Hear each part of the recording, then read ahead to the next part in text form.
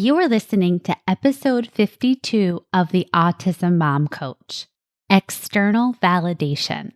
External validation is like motivation. It is nice to have because it feels good, but it is not reliable. Relying on external validation, i.e., what others think and feel about us to determine our own self-worth, is like waiting around on motivation to get out of bed, eat broccoli, or attend the IEP meeting. You might be waiting around for a long time. Moreover, when you are relying on external validation, you are outsourcing all of your power to other people. They get to decide whether or not you can think well of yourself. When you are doing this, you create a vicious cycle of always trying to prove yourself and manipulating other people in your life to provide you with the feedback you seek so that you can feel good. Rinse and repeat. If this is you, you are not alone, and the good news is you can repattern this behavior. Stay tuned to learn how. Welcome to the Autism Mom Coach, a podcast for moms who feel overwhelmed, afraid, and sometimes powerless as they raise their child with autism. My name is Lisa Candera. I'm a certified life coach, lawyer, and most importantly, I'm a full-time single mom to a teenage boy with autism. In this podcast, I'll show you how to transform your relationship with autism and special needs parenting. You'll learn how to shift away from being a victim of your circumstances to being the hero of the story you get to write. Let's get started. Hello, everyone, and welcome to the podcast. I hope that you are doing well. This week's lesson is all about external validation, which is an ever-present issue in my coaching program. It comes up in statements like this: my partner does not appreciate all that I do for our child. My boss never says good job. Or my mom does not realize how hard it is to raise a child with special needs. These statements are all attempts to source validation from someone else other than themselves. So let's just start by defining what I mean by external validation. External validation as a noun is the approval of others. And let's face it, it's awesome. It feels good. It's a dopamine hit. And it's a nice to have, because if we are relying on it, we are setting ourselves up for a lot of disappointment, disconnection, and disharmony in our relationships when we are relying on other people so that we can feel a certain way.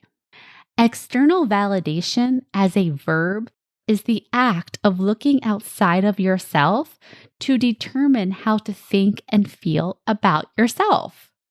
Put another way, it is the act of outsourcing control over how you think and feel about yourself to other people. When I think of external validation, I imagine that we are deputizing people in our life with control over how we think and feel about ourselves, and they don't even know it. So imagine you are at the altar and you look at your partner and think, I hereby deputize you with the power to determine whether I am a good wife and mother. My interpretation of how you think and feel about me will forever be my measuring stick of who I am. Or the delivery room. You see your baby for the first time and say, you little one are now in charge of whether I feel like I am good enough. If you are doing well, whatever that means to me in a given moment, then I get to think I am a good mom. Or a colleague. Nice to meet you. You are now in charge over whether or not I feel successful or smart. Of course, I'm trying to be silly on purpose in these examples, but this is kind of what it's like. We have picked a select number of people in our lives, and we have decided that if they do and say certain things to us, then we get to feel good about ourselves. So why do we do this? Well, first, it is human nature. We are a social species, and being liked and approved of by others means safety.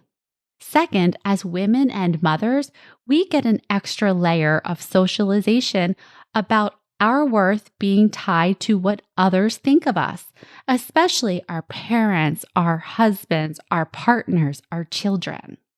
And third, we seek external validation because we all want to feel loved. We want to feel accepted. We want to feel appreciated because it feels great. And we think that in order to feel these emotions, we need to seek this validation outside of ourselves. So when we do this, we put these other people who we have deputized in charge of how we feel about ourselves, when ultimately our feelings are created by our thoughts, not theirs, ours. Once we're able to see what we're doing when we're saying things like, I don't feel appreciated by my husband, or my boss never compliments my work, or my mom just doesn't get how hard this is, in all of those instances, we are looking outside of ourselves to hear something, to get some sort of validation from other people that we're doing a good job, that we're working really hard, and that we are overcoming really difficult challenges. So here is the exercise that I do with my clients once we see what's happening, is that we take all of the things that we wish the other person would say. We write all of those thoughts down, and then we say them to ourselves out loud. For example, I had a client who was struggling with the fact that she made all of the decisions about her son's care and that her husband was never telling her how great of a job she was doing. She believed that he needed to say, "You are doing such a great job," in order for her to feel validated in all of the actions that she was taking. So instead of looking to her husband and waiting for her husband and being secretly and not so secretly mad at her husband when he wasn't chiming in to say, "You're doing such a great job," she started saying this to herself after every appointment, after every time she filled out another application, after every time she sat in line at the pharmacy to pick up another prescription. Whatever it was, she would tell herself, "You are doing a great job." The other thing I have my clients do is to look for evidence for the thoughts that they want to think. So when my clients want to think that I am doing a great job, I have them list out, okay, what's all of the evidence so that they can see it for themselves. And funny part, when my client did this about all of the things that she was doing for her son, all of the appointments, all of the therapies, all of the programs, all of the communications with teachers, the IEP meetings, one of the thoughts that she came up with was, my husband trusts me so much to do all of this. And so instead of seeing that her husband not saying all the time, "You're doing a great job, you're doing a great job," he was actually saying it by the fact that he entrusted all of it to her. Of course, she never would have seen this if she hadn't gone through this exercise, because up until this point in her mind, the only evidence that he thought she was doing a good job would have been him saying it to her. Again, external validation, amazing. It feels great. It's a nice to have.